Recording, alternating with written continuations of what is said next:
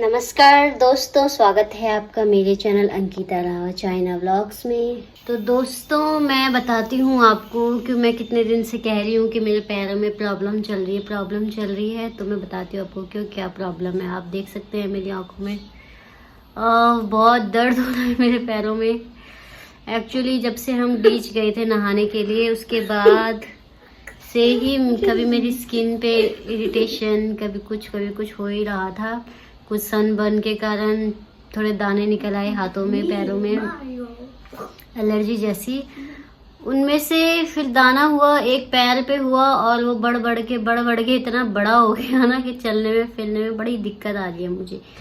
और क्लिनिक जाने की बात है तो मैं ये बोलूँगी कि यहाँ के डॉक्टर्स पे मुझे भरोसा नहीं है बिल्कुल भी, क्योंकि सबसे पहला तो लैंग्वेज प्रॉब्लम है। और जैसे कि आप सभी को पता है कि शिवांश के पापा भी नहीं थे यहाँ पे, बट मेरी चाइनीज़ फ्रेंड थी, उसने मुझे बोला था कि वो मुझे हॉस्पिटल लेके जाना चाहती है। तो मैंने उससे मना किया, पर फिर भी हम एक मोहल्ला क्लिनिक होता है ना, वहाँ पे गए। वहाँ पे मैंने दिखाया उसको, मत करना यार, दिखाया तो उसने बोला है कि इसको ना काटना पड़ेगा, काट के टाँका लगाएंगे, उसे काट के निकाल के और फिर टाँका लगाएंगे। तो ये एक सर्जिकल प्रोसेस था, मैंने मना कर दिया। मैंने कहा रहने दो भाई, अपने आप ही हो जाएगा ठीक। फिर अभी आज तो थोड़ा बेटर फील हो रहा है मुझे, कल से तो काफ़ी अच्छा है। कल और परसों 2 दिन तो बहुत दर्द था, आज तो थोड़ा ठीक है मेरा पैर। और दिखा, यहाँ के डॉक्टर पे भरोसा इसलिए नहीं है क्योंकि एक बार मुझे बुखार आए थे तो मैं गई थी डॉक्टर के पास।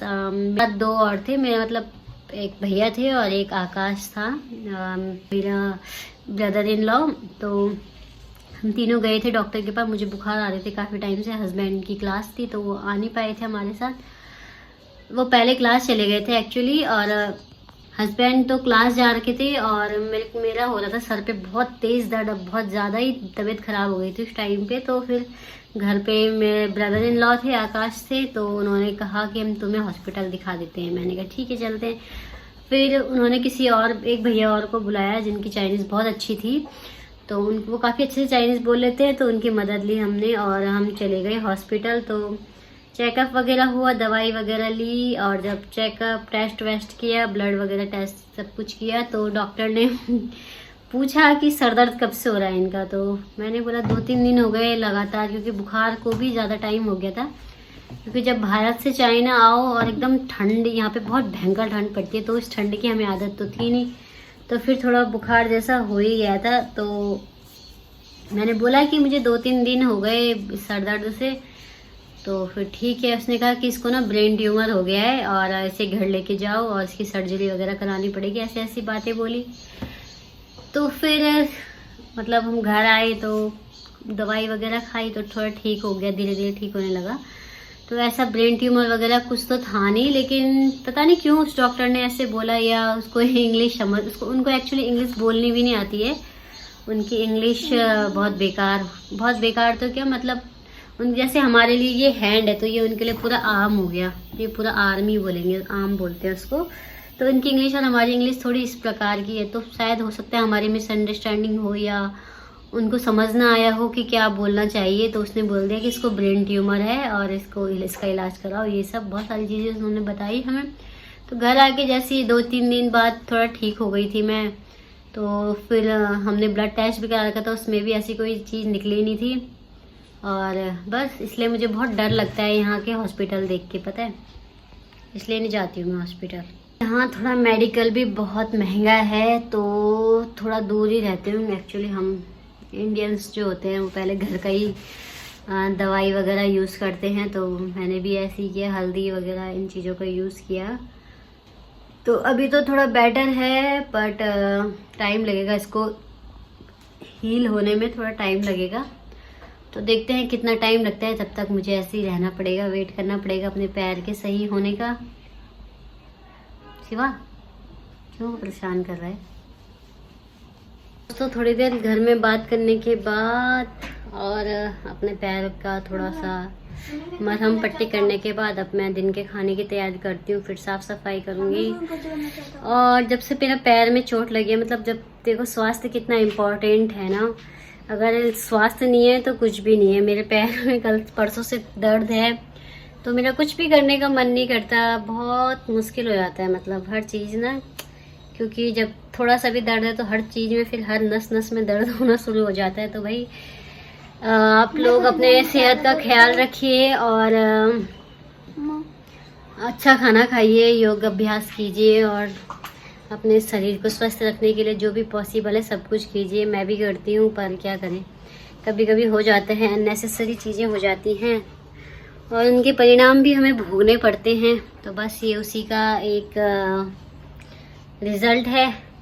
दोस्तों आ गए हैं हम नीचे और शिवा को खेलना है अपने दोस्तों के साथ, तो मैं बैठूंगी थोड़ा सा यहाँ पे और शिवा तब तक अपने दोस्तों के साथ खेल लेगा। दोस्तों मैं बैठी हूँ यहाँ पे और शिवा का वेट कर रही हूँ। शिवा अभी खेल रहा है अपने दोस्तों के साथ।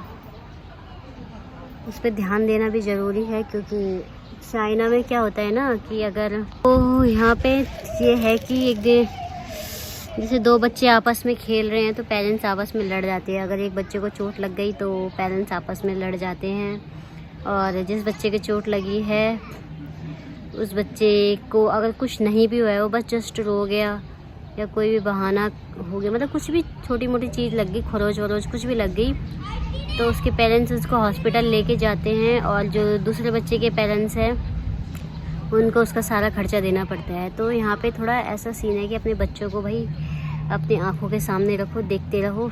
और इसी चक्कर में एक दिन मेरी बहस भी हो गई थी किसी चाइनीज़ वुमन के साथ, और गलती उसके बच्चे की थी इसलिए वो चुप हो गई, क्योंकि मेरा बच्चा तो खेल रहा था, उसका बच्चा मेरे बच्चे के पीछे भाग के दौड़ा और वो गिर गया और मेरा बेटा भी गिर गया। हम तो इंडिया की आदत है भाई, बच्चों का आपस में निपट लेंगे, लेकिन यहाँ पे ऐसा नहीं है। वो औरत मेरे पे भड़क गई, तो ऐसी ही बस बहस हो गई। मैंने उसको फिर बताया कि भाई तुम्हारे बच्चे की गलती थी ये सो, और मुझे पुलिस में जाने की धमकी देने लगी, बहुत सारी चीज़ें बोली। मैंने कहा करो जो करना है कर लेते हैं, ठीक है देखी जाएगी। लेकिन ऐसा कुछ हुआ नहीं, क्योंकि उसके बच्चे को कुछ भी चोट नहीं लगी थी, कुछ भी नहीं हुआ था। और शिवा जहाँ जहाँ जाता है मैं उसके पीछे पीछे जाती रहती हूँ। हर बार जहाँ पे भी वो खेल रहा है, बैठ रहा है, खड़ा हो रहा है, तो मैं हमेशा उसके पीछे रहती हूँ या मैं उसको देखती रहती हूँ, क्योंकि मुझे बहुत डर लगता है इन चीज़ों के, पुलिस के चक्कर में फंसना। दिखाती हूँ आपको कि चाइना में बूढ़े लोग अपना इवनिंग का समय कैसे स्पेंड करते हैं। ताश खेल रहे हैं ये सारी बूढ़ी महिलाएं मिलके।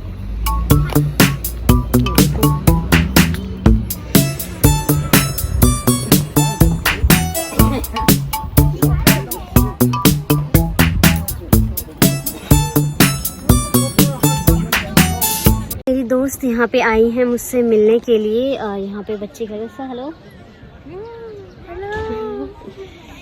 तो बच्चों को लेके आई हैं, वहाँ पे हैं बच्चे खेल रहे हैं और हम दोनों यहाँ पे बातें कर रहे हैं। वो मेरे पैर के बारे में पूछने आई हैं। गिफ्ट लाई थी शिवा के लिए ये, और वो मुझसे भी नहीं खोला, उनसे भी नहीं खुला, तो उन्होंने भाई की मदद ली तो उसने खोला है ये। और इसके अंदर क्या क्या निकला है दिखाती हूँ। शो मी, दिखा क्या है इसके अंदर है, कैंडीज वगैरह। शिवा कैसे खेल रहा है अपने बच्चों के साथ, अपने दोस्तों के साथ खेल रहा है शिवा।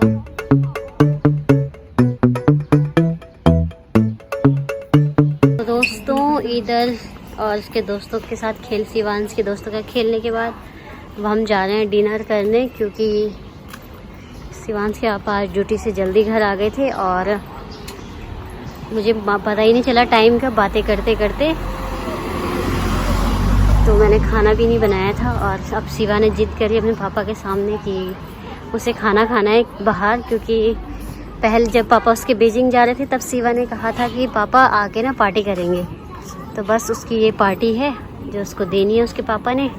तो बस शिवांश को एक गिफ्ट मिला है, वो अपनी आंटी के साथ खेल रहा है, उन्हें दिखा रहा है।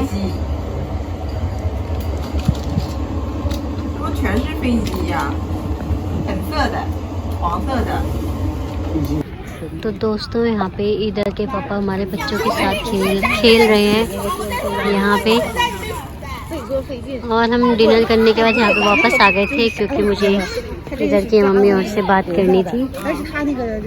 दोस्तों बच्चे कर रहे हैं यहाँ पे चाइनीज डिस्को, तो दोस्तों आ गए हैं हम नीचे से खेल कूद के और बच्चे को खेल खिला के। और मैं आपको एक इंटरेस्टिंग चीज़ बताती हूँ। आज मेरी इधर की मम्मी से काफ़ी टाइम बाद बात हुई, तो हमने ऐसी बातों बातों में बात हुई, तो उन्होंने मुझे बताया कि चाइना में भी घोस्ट भूत पिचास होते हैं। और जैसे हम श्राद्ध देते हैं ना, इंडिया में हमारे श्राद्ध हैं, तो वो भी यहाँ चाइना में भी श्राद्ध होते हैं।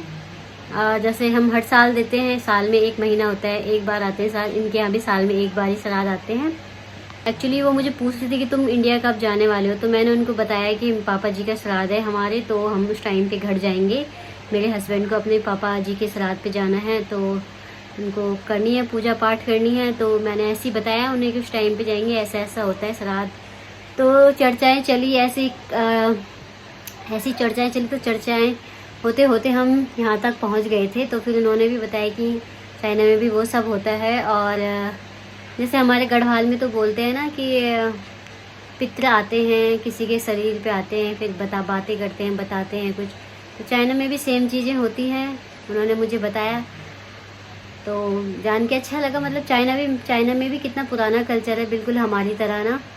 तो अच्छा लगा मुझे जान के।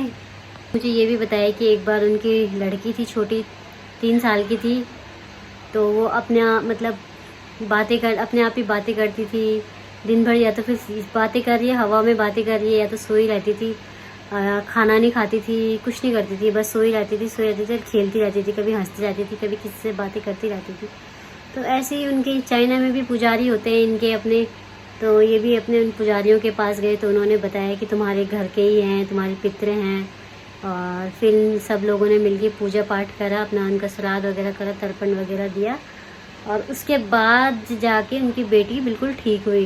वो कह रही थी कि मैं काफ़ी परेशान हो गई थी, मैं उसको लेके हॉस्पिटल जाती थी, तो डॉक्टर भी बोलते थे कि कोई दिक्कत नहीं है, इसको सारे टेस्ट सब ठीक है, सब कुछ ठीक है, तुम यहाँ क्यों लेकर आई हो उसको, ऐसे। फिर वो उसे हॉस्पिटल घर लाते थे, तो शाम को वो चिल्लाने लग जाती थी और सुबह वो सोई रहती थी या फिर किसी से बातें करती रहती थी। तो ऐसा ऐसा उन्होंने मुझे बताया। और तो चाइना में भी और भारत में भी लगभग कल्चर सेम ही है। अब क्योंकि चाइना की हिस्ट्री ऐसी रही है कि ये लोग चाइना के लोग सब कुछ खा लेते हैं ऑलमोस्ट। चाइना के बारे में एक कहावत है कि 4 पैरों में बस कुर्सी छोड़ के ये सब कुछ खा लेते हैं। तो मुझे इधर की मम्मी ने ही बताया कि ऐसे क्यों हुआ, चाइना में बहुत अत्याचार हुए चाइनीज़ लोगों के साथ भी। तो उस वजह भुखमरी के कारण और इन सब बहुत सारी चीज़ें ऐसी हुई जिसके कारण इन्होंने ये सब खाना स्टार्ट किया, और बस वो चलता आया और चल ही रहा है। इसीलिए चाइना में लोग सब कुछ खा ही लेते हैं।